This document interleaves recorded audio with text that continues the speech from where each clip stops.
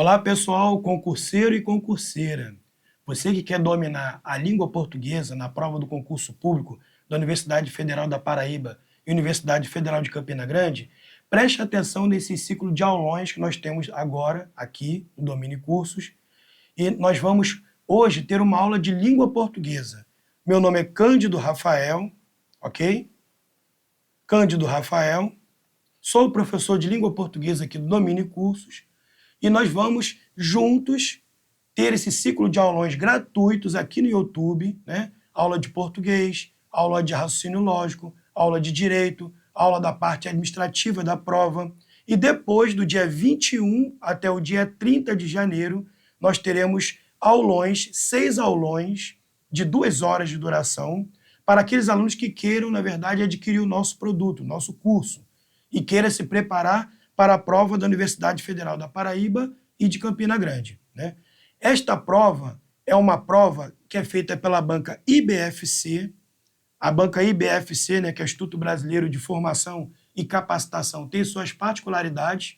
E eu, como professor de língua portuguesa, venho estudando há um tempo esta prova, venho resolvendo com os meus alunos. Tem algumas dicas no Instagram do Domine, tem algumas dicas no TikTok, vocês podem seguir. Depois o nosso endereço está aqui abaixo, no YouTube, né, no Instagram, nosso telefone para entrar em contato, e vocês podem tirar dúvidas, podem fazer sugestões, elogios, críticas. Então nós vamos começar agora resolvendo 10 questõezinhas de língua portuguesa com 2 textos, tá? É uma prova clássica do IBFC, com interpretação de textos, morfologia, ou seja, classe de palavras, acentuação de palavras.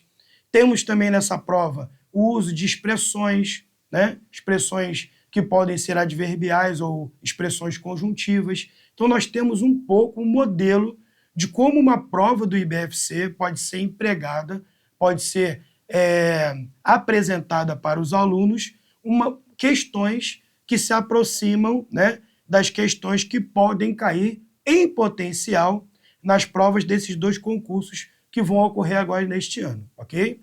Então vamos ao texto, nós vamos fazer a leitura dos textos juntos. Esse texto ele tem alguns itens que são marcados, né, em negrito ou são sublinhados, tem algumas lacunas vazias para o preenchimento de algumas palavras. Então nós vamos fazer esse preenchimento fazendo o comentário de acordo com a leitura do texto. Primeira dica da aula de hoje. Nós precisamos entender o seguinte: não se lê prova de concurso, texto da prova de concurso, 1, 2, 3, 4 vezes. Eu faço apenas uma leitura. De acordo com esta leitura, eu vou respondendo as questões de acordo com a necessidade. Então, não preciso ler o texto da prova 1, 2, 3, 4, 5, 6 vezes, tá? Para entender e depois partir para a resolução das questões. Basta ler uma vez apenas, com atenção, e depois, sentindo necessidade na questão, eu volto ao texto e leio aquela parte que me interessa, para eu não perder tempo, ok? Porque o candidato ele tem uma prova de raciocínio lógico, língua portuguesa, direito, parte administrativa, conhecimentos específicos, ele não pode ficar tendo ao luxo de ler o texto muitas vezes, ok? Então, o texto é Viva o Povo Brasileiro, é um texto que aparentemente é um texto narrativo, a pessoa está contando a experiência que ela teve com a arte. Então nós vamos observar a tipologia textual, nós vamos observar a construção dos parágrafos, vamos observar a construção dos períodos, pontuação. Tudo isso é importante para uma boa interpretação de textos, ok? Então, Viva o Povo Brasileiro, prova de língua portuguesa que nós vamos resolver juntos a partir de agora. Eu nasci em Garanhuns. Ponto. Uma frase declarativa, ok? Então, o texto está em primeira pessoa, está contando uma história. Quando criança, tinha uma boneca de louça francesa, mas ela era muito frágil e eu preferia brincar com as bruxas de pano. 2 pontos. Esse, está falando da brincadeira, foi meu primeiro contato com o artesanato do meu povo. Então, o primeiro contato do artesanato do narrador, em primeira pessoa, narrador que participa da história, fala do primeiro contato com o artesanato do seu povo, da sua comunidade local. Segundo parágrafo. Para se compreender a obra de arte, é preciso primeiro vivenciá-la e depois, esse é aditivo, e depois, entre vírgulas, está, na verdade, temporalizando a situação. Permitir-se a necessária distância crítica. Então, nesse primeiro período aqui deste parágrafo, eu tenho a resposta da questão de interpretação de textos. Vocês vão fazer uma prova com 10 questões, provavelmente uma questão dessa prova será de interpretação de textos. A banca do IBFC separa numa prova com 10 itens, geralmente uma questão de interpretação, no máximo 2.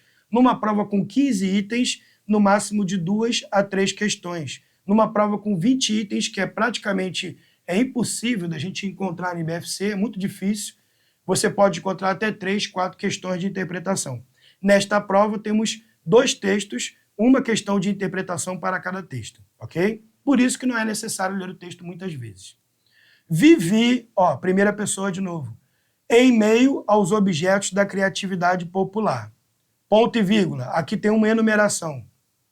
Sonhava em trocar a moringa ou moringa por uma geladeira.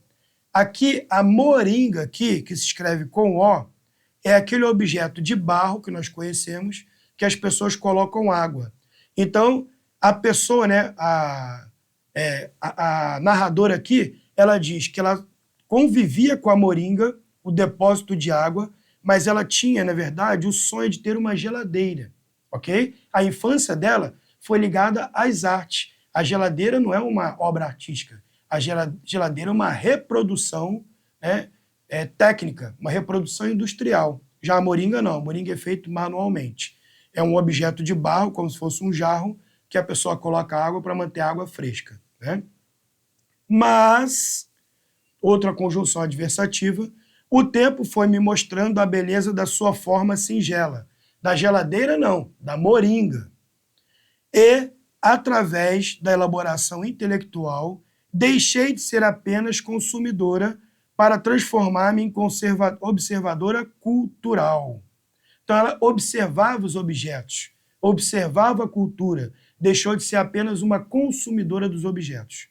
Não apenas catalogando o universo popular, mas buscando também valorizar e respeitar os criadores coerentes com o seu mundo e o seu cotidiano.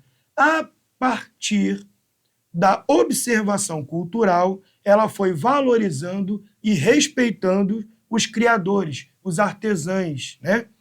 Com o seu mundo cotidiano, mundo da arte, ok? Aí venho para o terceiro parágrafo e último, né? O que define o artista é a capacidade de atrelar seu capital cultural ao seu universo social.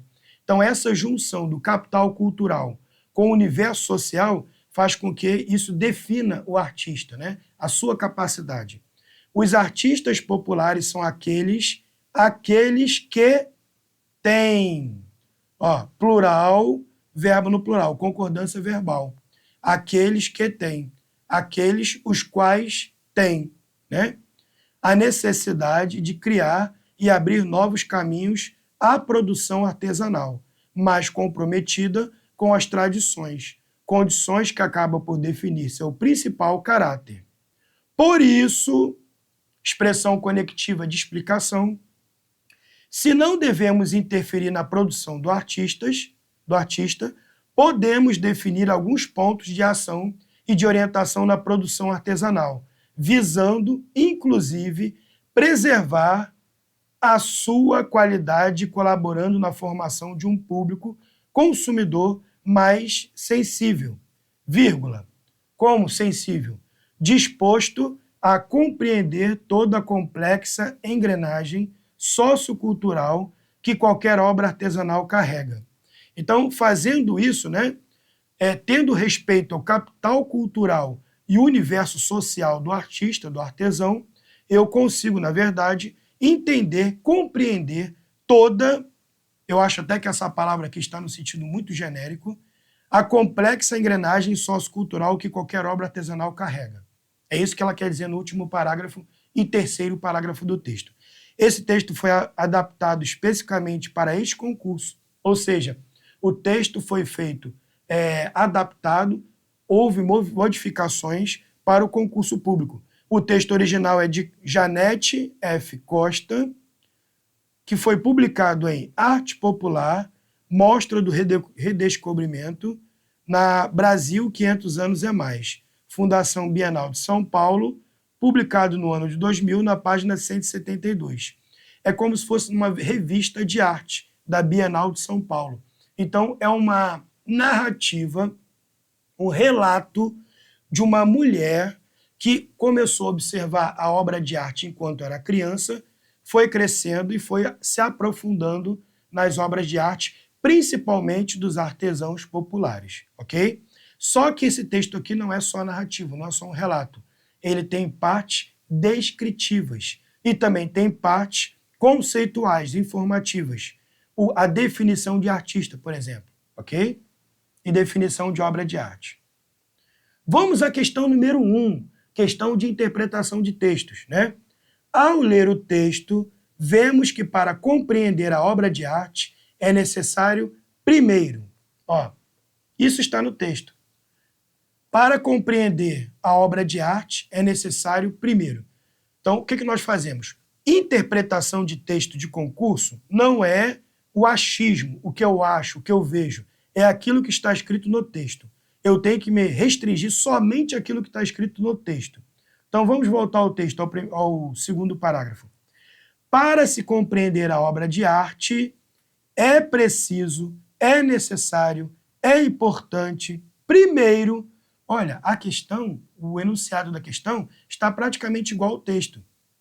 Vivenciá-la e depois permitir-se a necessária distância crítica. Então, para compreender a arte, eu tenho 2 tópicos que eu tenho que defender. Primeiro, vivenciar a arte, ter contato com a arte pessoal. E depois, permitir-se ficar à distância da obra de arte e, com essa distância necessária, você pode criticá-la. Você pode, na verdade, estabelecer um juízo de valor, ok? Ou uma impressão. Então, letra A, definir a temporalidade e permitir-se uma distância crítica. Permitir-se uma distância crítica, sim. Agora, definir a temporalidade da obra, não. Eu não tenho como definir quanto tempo aquela obra vai ser observada. Uma obra de 5.000 anos, uma obra de 200 anos, uma obra de 50 anos, eu não tenho como definir essa temporalidade. Quem vai definir se aquela obra vai permanecer na temporalidade é o contato que ela tem com o seu público. Então, a letra A não pode ser. Letra B. Deixar-se ser apenas uma observadora cultural. Deixar-se apenas ser uma observadora cultural. Não é isso que fala no início do parágrafo 2, né? Na letra B. Então, a letra B está errada. Essa deixar de ser uma observadora cultural está lá no final do texto, relacionando a visão crítica que o artista tem em relação à obra, ok? C, vivenciá-la, lá no texto vem dizendo isso, ok, para então, a partir disso, permitir-se uma distância crítica necessária. Isso aqui, gente, está praticamente escrito no texto, com outras palavras, ou seja, a interpretação de texto na banca do IBFC é uma mera paráfrase do texto.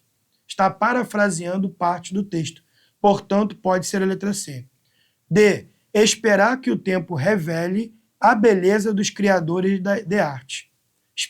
Não é esperar que o tempo revele, é vivenciar a arte e permitir-se uma distância crítica necessária. Se afastar da obra para depois poder criticá-la, poder observá-la melhor, ok? Então, a questão número 1, eu deveria marcar a letra C, porque esta frase está praticamente idêntica àquela que foi posta, que foi colocada no texto, ok? Esta é a única questão de interpretação de texto do texto 1, tá bom? O restante são questões de gramáticas que não precisam voltar ao texto muitas vezes. Então, uma única leitura é o suficiente. Questão 2. Eu nasci em Garanhuns. Aqui, parte narrativa. Quando criança, tinha uma boneca de louça francesa. Ó, boneca de louça francesa. Está caracterizando a boneca. Mas ela era muito frágil, mais uma característica da boneca. E eu preferia brincar com as bruxas de pano. Bruxas de pano, outra caracterização de outro brinquedo. Esse foi meu primeiro contato com o artesanato do meu povo. Primeiro contato com o artesanato, louça francesa, mas era muito frágil. E depois, bruxas de pano. Então ele está caracterizando o artesanato, que é um substantivo.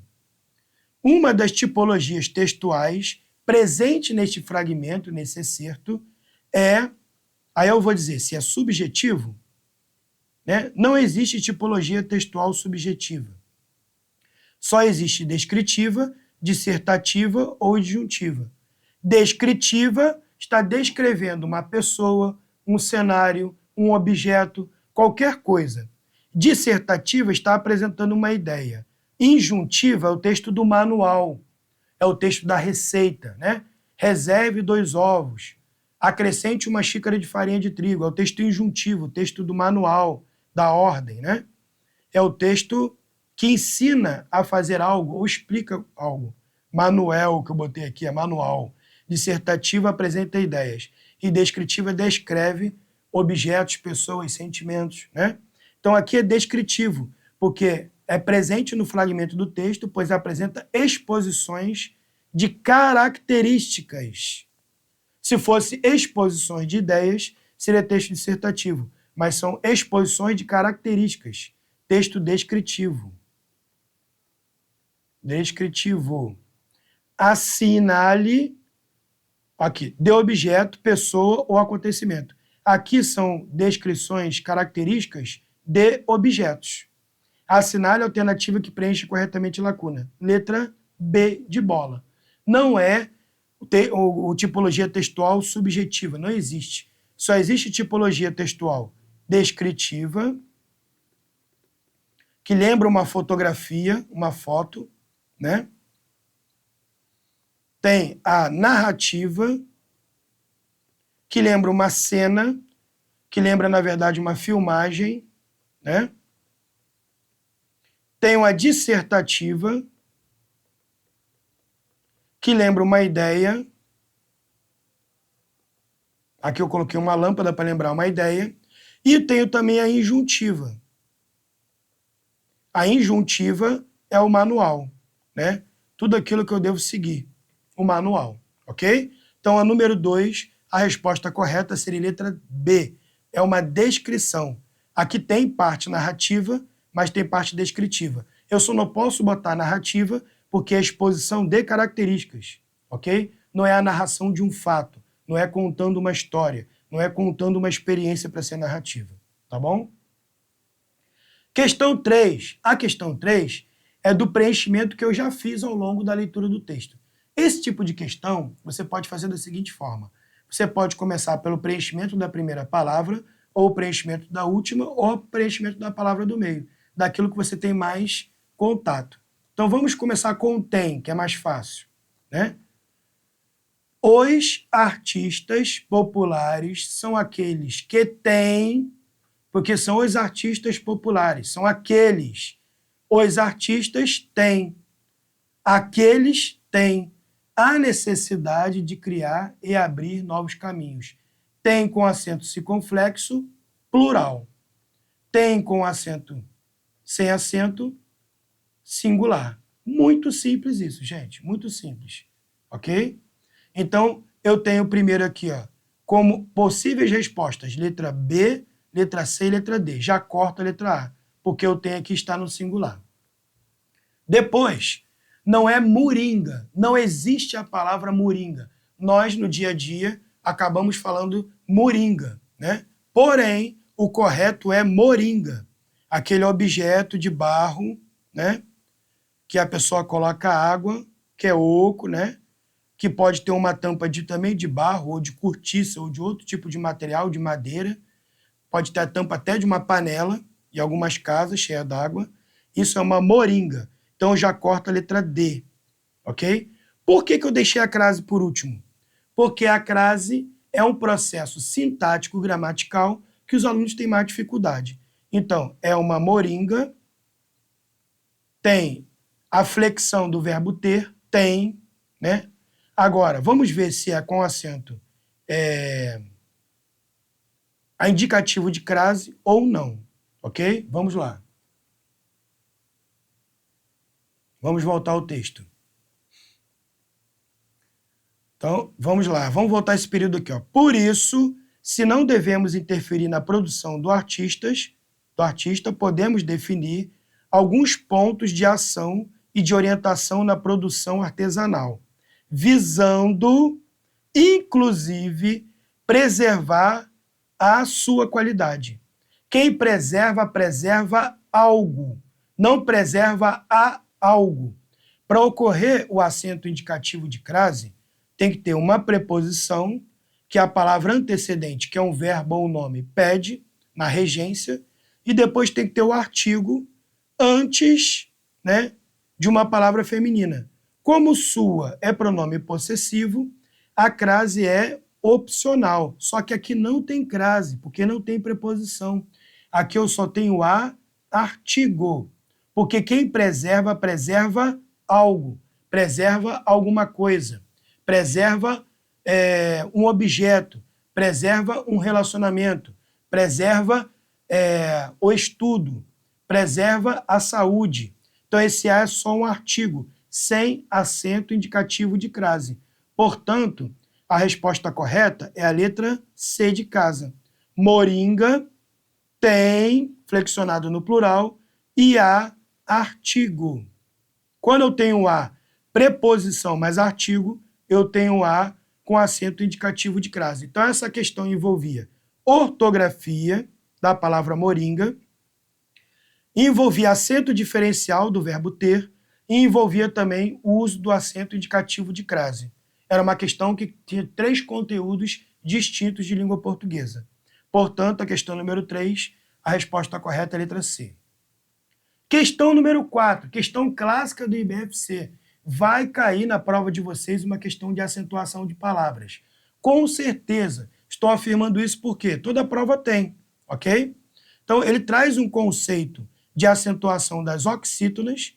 Então, eu vou falar do conceito dessa acentuação de palavra, dessa e desta, e depois nós vamos ler o enunciado, ok?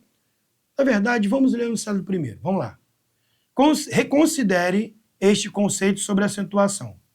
Considere este conceito. Recebe o acento agudo, que é esse acento aqui, né?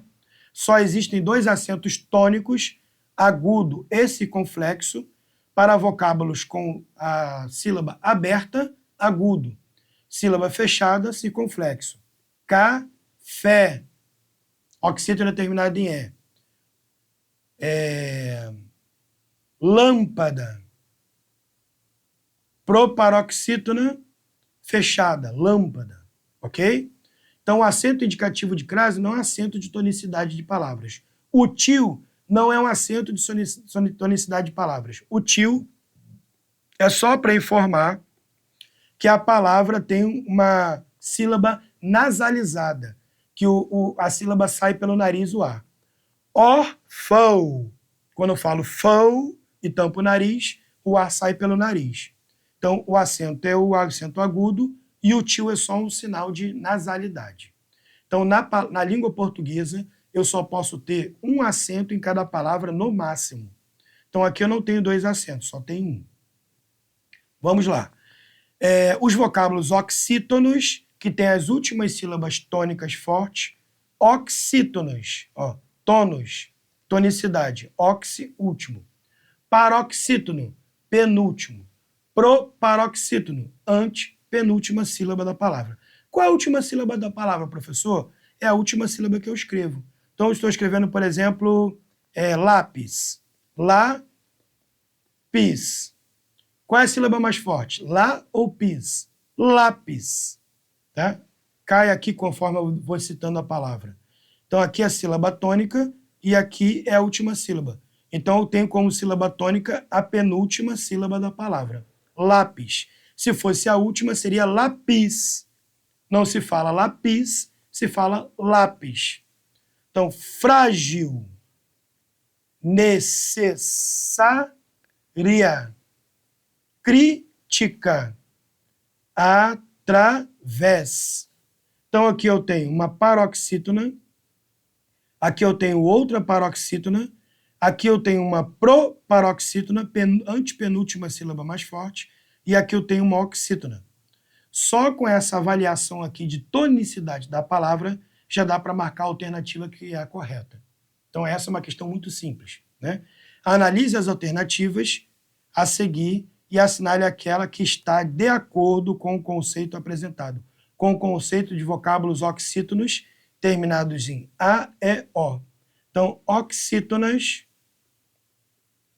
terminadas em A ou AS, E ou ES, e O e OS, em e ENS são acentuadas. Sofás, cafés, cipós, refém, parabéns. Oxítonas terminadas nessas palavras são acentuadas. Frágil, paroxítona terminada em L. Paroxítonas terminadas em rinlux, PS, an e ão são acentuadas. Mártir, agil ou taxi ou taxis, pólen, fácil, vírus, U ou S, tórax, termina com X, bíceps, termina com PS, imã, termina com AN, órfão, termina com ão, ok? Então, todas as paroxítonas terminadas com essas letras são acentuadas. Então, necessária. Opa, professor, aqui terminou com A. Por que foi acentuado aqui? Porque aqui é a paroxítona terminada com o ditongo crescente ou ditongo aberto. Tá bom? Então, não é a mesma regra do oxítona. Frágil não é oxítona, necessária não é oxítona, crítica. Todas as proparoxítonas são acentuadas. Cândido, química, física, crítica, lâmpada, cântaro. Então, a letra C também não pode ser, não é a regra da oxítona. A única palavra que é acentuada, de acordo com a regra da oxítona, é a palavra através. Oxítona terminada em E ou ES. Então, é letra D. Número 4, letra D. Ok, gente? Número 5. Essa número 5, ela envolve 3 tipos de tópicos diferentes em português, né? Separação de sílabas, adjetivos, classificação de adjetivos e formação de palavras, ok? Então, o aluno tem que saber separação de sílabas, fonética, fonologia, adjetivo, classes de palavras e justaposição, que é a parte da morfologia que cuida da formação de palavras, né? Então, vou falar sobre um pouquinho de cada uma dessas daqui. Esse tipo de questão, eu posso começar com aquilo que eu tenho mais facilidade, aquilo que eu tenho mais conhecimento. Se eu tenho bastante conhecimento em separação de sílabas, eu vou separar as sílabas e vou eliminar quem não tem a quantidade de sílabas que está sendo pedida. Se eu sei bem o que é a classificação de adjetivos, eu vou começar pela classificação dos adjetivos. Se for por formação de palavras, vou começar por justaposição. Eu acho que o que é mais simples é a separação silábica. Então, descrição, 2 pontos. A palavra composta por 6 sílabas. Vamos dividir as sílabas das palavras aqui, ó. Sociocultural. Sócio, pode ser sócio ou sócio, tá? Vamos separar das 2 formas. Cultural. 1, 2, 3, 4, 5, 6 sílabas. Se for sociocultural, 6 sílabas. Se for sociocultural, vão ser 5 sílabas. Então, pode ser dividida dessas 2 formas. Criatividade. Cri-a-ti-vi-da-de. 1, 2, 3, 4, 5, 6 sílabas também. Então, pode ser letra A, letra B por enquanto. Capacidade. 1, 2, 3, 4, 5. Se já tem 5 sílabas, eu já corto a letra C. Engrenagem. Engrenagem. 1, 2, 3, 4 sílabas. Então aqui eu já corto também. Então só pode ser letra A ou letra B. Segundo item, já separei sílabas. Esta palavra, que está aqui, que tem que ser marcada abaixo, é um adjetivo de dois gêneros. Ou seja, eu posso falar o sociocultural, o contexto sociocultural, a revista sociocultural. O sociocultural, a sociocultural, ok? Pode ser associação sociocultural, ou pode ser grupo sociocultural. Então é adjetivo comum de dois gêneros. Ele é comum para o gênero masculino e comum para o gênero feminino. E criatividade? Existe a criatividade, mas existe o criatividade? Não, não existe essa palavra. Não existe criatividade para o gênero masculino. Então, criatividade só é comum para o gênero feminino. Portanto, elimina a letra B, sem, na verdade, ver o processo de formação. Professor, quantos processos de formação de palavras existem? Basicamente, 2 processos que caem na prova do IBFC. Processo por composição e processo por derivação. O processo por composição, ele é composto por aglutinação e por justaposição.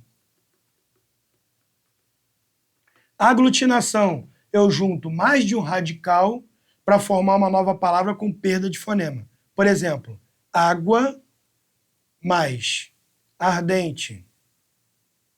Eu tenho aguardente. Então, um A desse aqui foi suprimido, eu tenho o processo de composição por aglutinação. Processo de composição por justaposição, quando eu junto mais de um radical, mais de um vocábulo, e não tem perda de fonemas. Por exemplo, sociocultural. Então, aqui eu tenho um processo composto por justaposição. E a derivação? Eu tenho apenas um radical, e com este radical vou formando novas palavras. Feliz. Prefixação. Infeliz. Sufixação. Infelizmente. Ok? Tá bom? Então, aqui, a resposta correta do número 5 é a letra A. Ok, gente? A letra A que eu deveria marcar. Sociocultural tem 6 sílabas. Ok. Tem um adjetivo de 2 gêneros. O sociocultural, a sociocultural. Sim, é formado por justaposição. Sociocultural. Cultura voltado para a sociedade. Ok? Questão 6. Gente, essa questão aqui é uma questão muito simples, mas as pessoas precisam entender isso, precisam internalizar esse tipo de situação, né? Após ler o texto, compreendemos que a cultura popular nos envolve, né? Haja vista a troca da boneca de louça francesa pela bruxa de pano. Então, não existe haja vistos, não existe hajam visto, não existe hajam vistas. A expressão haja vista, tendo em vista, ok? Observando em vista, ela sempre fica no singular.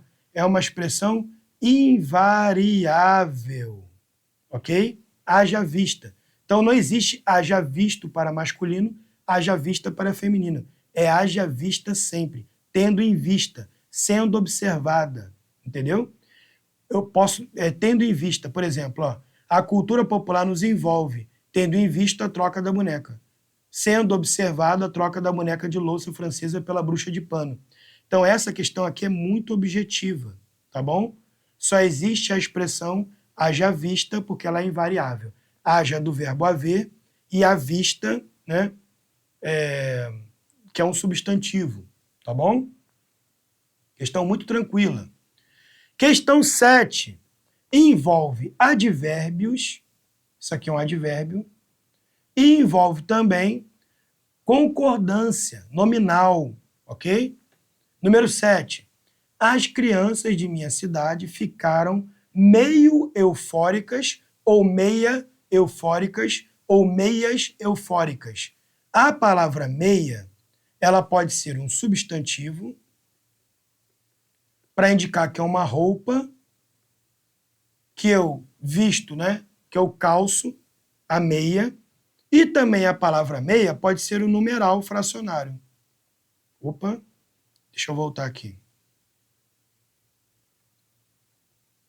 Vamos lá. Aconteceu um problema técnico aqui. Pronto, vamos lá. Então, meia pode ser um substantivo indicando uma peça de roupa. E meia pode ser um numeral fracionário. Comi meia laranja, comi meia banana, comi meia jaca, né? Meia manga. Então aqui meia não pode ser, tá bom? Porque eu não fiquei meia eufórica, eu não fiquei metade eufórica e a outra metade desanimada. Não existe isso. Meio aqui, na verdade, indica o modo como você ficou. Então só pode ser letra A ou letra C, tá bom? Por que que é meio? Vou explicar para vocês.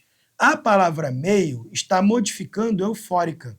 Eu poderia ficar muito eufórica, eu poderia ficar pouco eufórica, eu poderia ficar nada eufórica, eu poderia ficar demasiadamente eufórica, eu poderia ficar brevemente eufórica. Então, essa palavra aqui está modificando eufórica. Então, a palavra que modifica um advérbio, um adjetivo ou um verbo, eu chamo de advérbio, que é invariável, só fica no singular e no masculino. Então, se eu tenho um advérbio que modifica outro advérbio, ou um adjetivo, ou um verbo, essa classe de palavras, que é o advérbio, ela é invariável, ela não flexiona no plural, só fica no singular, e nem no gênero masculino e feminino, só fica no masculino. Então, aqui eu tenho meio eufóricas, ok? Só pode ser letra A ou letra C. Mas sabiam que era só para enfeite. Era proibido brincar ou eram proibidos brincar com elas? Ó, brincar com elas era proibido. Brincar era proibido. Eu não posso dizer brincar eram proibidos, porque o verbo está no singular, brincar está no infinitivo. Então, era proibido brincar com elas, tá bom? Então, assinale a alternativa que preencha correta e, respectivamente, as lacunas. Tem que ser nesta ordem. Então, letra A, meio e era proibido, tá bom? A resposta correta é essa. Do ponto de vista do advérbio, aqui eu tenho uma concordância com eufórica, e era proibido concorda com o verbo, né, brincar, tá bom? Só que era proibido não é sujeito, tá bom? Número 8, questão número 8. Observe o fragmento. Há necessidade de criar e abrir novos caminhos à produção artesanal. Há necessidade de criar e abrir novos caminhos abrir novos caminhos a alguma coisa. Quem abre, abre novos caminhos a alguma coisa. Abre a quê? A produção. Por isso que aqui ocorreu o acento indicativo de crase, porque aqui eu tenho a fusão do a preposição com a artigo, ok? Então esta prova, somente com esse texto aí do artesanato, ela dá continuidade a isso aí. O simulado que o Domine Cursos Preparatório vai oferecer para vocês, esse simulado tem 2 textos. Agora esta aula só tem um texto, retificando aquilo que eu falei anteriormente. Tá? A produção artesanal. Assinale a alternativa correta quanto ao uso da crase nesse fragmento. Por que ocorreu crase aqui? Abrir algo a alguém ou a outra coisa. Então aqui eu tenho, na regência, o verbo abrir, que pede 2 complementos, e tem a palavra produção, que é feminina. Letra A. Por que justifica a crase? Apenas após pronomes interrogativos no singular. Então, depois de pronomes, não se usa acento indicativo de crase. Então, a letra A está errada. Não posso marcar a letra A. Letra B. Em frente a substantivos adjetivos femininos. Isso aqui é um substantivo, a produção. Então, justifica por causa disso. Pode ser essa daqui, ok? Letra C. Diante de pronomes possessivos masculinos pluralizados. Diante de pronomes possessivos masculinos pluralizados, não se usa crase. Pronomes possessivos, a crase é opcional, facultativa. E pronomes possessivos masculinos no plural, não se usa, ok? Por exemplo, né? Referi-me aos nossos, pronome possessivo masculino no plural. Aos nossos, a preposição, os artigos. Aqui não tem fenômeno indicativo de crase. Entendeu? Agora, se fosse as nossas, aí teria, porque são as nossas, ok? Está no plural. Então, letra C também, absurda, não posso marcar. Letra D, antes de verbos transitivos indiretos. Antes de verbo não se usa acento indicativo de crase. Antes de verbo não se usa acento indicativo de crase. Antes de verbo não uso a crase. É uma regra, não tem exceções, tá bom? Cai muito na prova do IBFC. Letra D está errada. Por isso que eu repeti 3 vezes para vocês internalizarem isso. Então, é letra B, 8. A resposta correta é a letra B de bola. Tá bom, gente? Em frente a substantivos, adjetivos femininos. Contanto que a palavra anterior, o verbo ou o nome, na regência verbal ou na regência nominal, peça a preposição a. Referi-me a alguma coisa. Né? Aspiro ao cargo ou a alguma coisa. Né? Ok? Assistir ao filme, assistir a alguma coisa, no sentido de ver. Tá? Questão número 9. Questão número 9, questão número 10. Sintaxe e pontuação.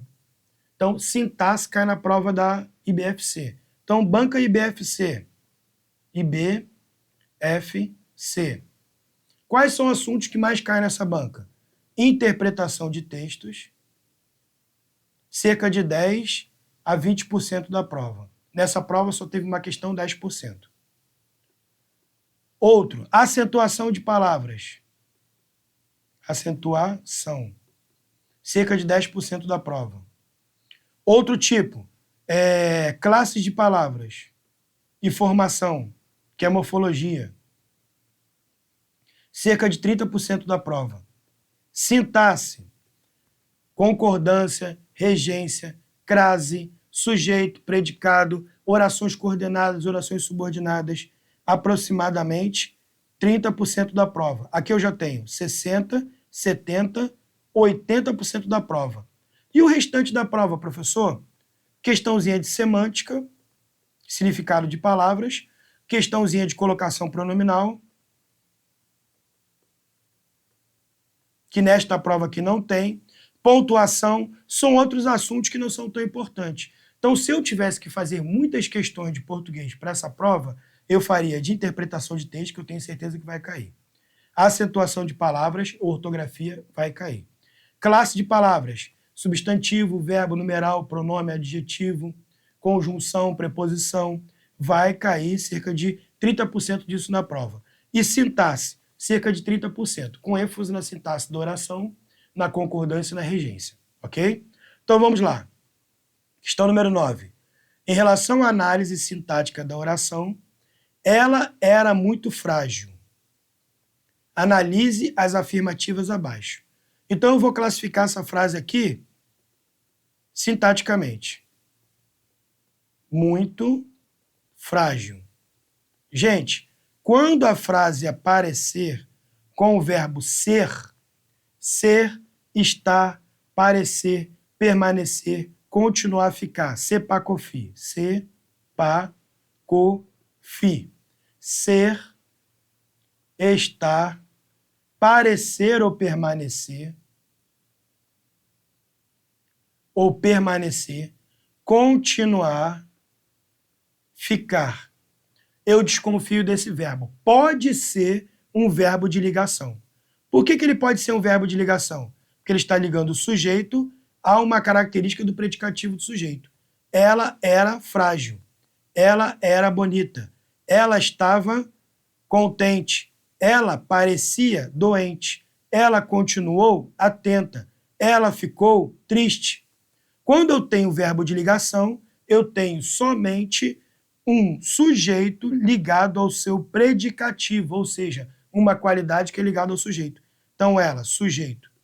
Quem era muito frágil? Ela. Era, né? Era não é um verbo de ação, é um verbo somente de ligação. A gente chama também de verbo de cópula. Frágil, predicativo do sujeito. E muito frágil, está modificando a característica dela. Então, a classe de palavra que modifica o adjetivo, o advérbio ou o verbo é chamado de advérbio. Então, esse muito aqui vai ser adjunto adverbial de intensidade. Então, aqui eu tenho a estrutura sujeito, mais verbo de ligação, mais adjunto adverbial, mais predicativo do sujeito. Esse tipo de estrutura aqui tem caído na banca do IBFC. Cuidado. Esta prova aqui é de 2024, é uma prova recente, tá bom? De uma prefeitura aqui do Nordeste. Mas pode cair uma prova dessa na região Sudeste, região Norte, qualquer prefeitura, qualquer estado do Brasil, tá? As provas do IBFC não são regionalizadas, são provas de caráter nacional. Sujeito simples, ela, tá certo, ok? Verbo transitivo direto, era, opa, não é verbo transitivo. E nem direto, é um verbo de ligação. Então a 2 está errada. A assertiva 2, ou a frase 2, ou a sentença 2 está errada. 3, objeto direto, muito frágil. Não. Ela era algo. Não, esse verbo não é transitivo direto. Muito frágil aqui eu tenho adjunto adverbial e predicativo do sujeito. Então estão corretas afirmativas somente apenas ou eu só tenho como alternativa correta a número 1, né? Alternativa não, a sentença assertiva. Portanto, é letra A. Número 9, letra A. Uma questão que você tem que saber bem a análise sintática da oração, tá bom? Mas é uma questão bem simples. Não tem pegadinha. Questão 10. A questão 10, para a gente terminar a nossa aula, né, com a última questão, depois eu vou conversar com vocês sobre os nossos ciclos de aulões que nós vamos ter do dia 21 até o dia 30, são 6 aulas, 2 aulas de português, 2 aulas de raciocínio lógico e 2 aulas com parte de direito da prova e a parte administrativa, tá? Com professores que conhecem a banca do IBFC, conhecem os concursos do Nordeste. Vou falar no último slide depois para vocês. Então, esse ciclo de aulões está em promoção, tá? Você pode procurar aí no YouTube, pode procurar link na bio lá no Instagram. Nós temos nossa página de venda, que vai ser compartilhada abaixo desse vídeo aqui com vocês. Então, não deixem de participar dessa preparação do ciclo de aulões, tá bom? Nesse ciclo de aulões, nós trabalharemos exercícios, porém, também trabalharemos a parte da teoria das questões, daquilo que cai com frequência no concurso. Então, domine português, domine direito, domine raciocínio lógico com o nosso ciclo de aulões, que vão acontecer a partir do dia 21 de janeiro, tá? 10. Em relação à pontuação da sentença, olha a pontuação, né? Aspas, eu nasci em Garanhuns. Ponto. Quando criança, vírgula, tinha uma boneca de louça francesa, vírgula, mas, conjunção coordenativa de adversidade, mas, porém, todavia, entretanto, no entanto, não obstante, ela era muito frágil, fecha aspas. Essas aspas são abertas porque é uma citação do texto, ok? Analise as afirmativas abaixo. As aspas podem ser utilizadas em citações. As aspas podem ser utilizadas numa palavra no sentido irônico. Opa!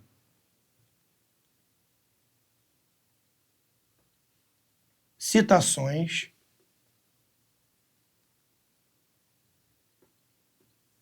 As aspas podem ser usadas no sentido irônico. Ou as aspas também podem ser utilizadas com palavras estrangeiras. Palavras que são incomuns ao nosso vocabulário, palavras incomuns ao nosso vocabulário, ou palavra incomum à língua portuguesa. Então, número 1, usa-se o ponto final como indicativo de final de frase declarativa. Frase declarativa, afirmativa ou negativa, eu tenho o ponto no final. Frase que é uma pergunta, ponto interrogativo. Frase exclamativa, ponto de exclamação. Então, eu nasci em Garanhuns. Ponto. Ok? Então, a 1 está correta. Pode ser letra A, pode ser letra D. Ok? Só não pode ser letra B e nem letra C. Já elimino 2 alternativas somente com a primeira frase, sabendo que o ponto declarativo é esse ponto ou do ponto final. Usam-se aspas no início e no final de citações textuais. Tá certo. No início da citação, no final da citação, eu utilizo as aspas. Então, número 1 e número 2 está certo. Então, eu já elimino a letra A. É a letra D. Mas vamos confirmar. 3. A vírgula isola o aposto Garanhuns. Garanhuns está aqui, ó. Nem vírgula tem. Não aparece a vírgula aqui. Ok? Então, aqui a alternativa que eu tenho que marcar no número 10 é a D, porque apenas as sentenças 1 e 2 estão corretas, ok? Espero que vocês tenham gostado da aula, espero que vocês participem do nossas revisões, nossos ciclos de aulões, que vão ocorrer a partir do dia 21 de janeiro, tá? Aqui nós temos o Domine, curso preparatório, nós temos Instagram, nós temos o TikTok, nós temos o YouTube, né? Nós temos aqui também nosso WhatsApp, que vocês podem entrar em contato, e aqui é o nosso nome no Instagram, tá bom? No YouTube também, no TikTok também, Domine Cursos. Ficamos localizados aqui em Natal, porém, a sua aprovação é a nossa missão. Então, nós temos essa capacidade de ir até a sua casa, mesmo você não morando aqui em Natal, no Rio Grande do Norte. Então, abraço, tá? Domine português e que você possa continuar estudando para os concursos, principalmente para esse concurso da Universidade Federal da Paraíba e Universidade Federal de Campina Grande. Um abraço, gente.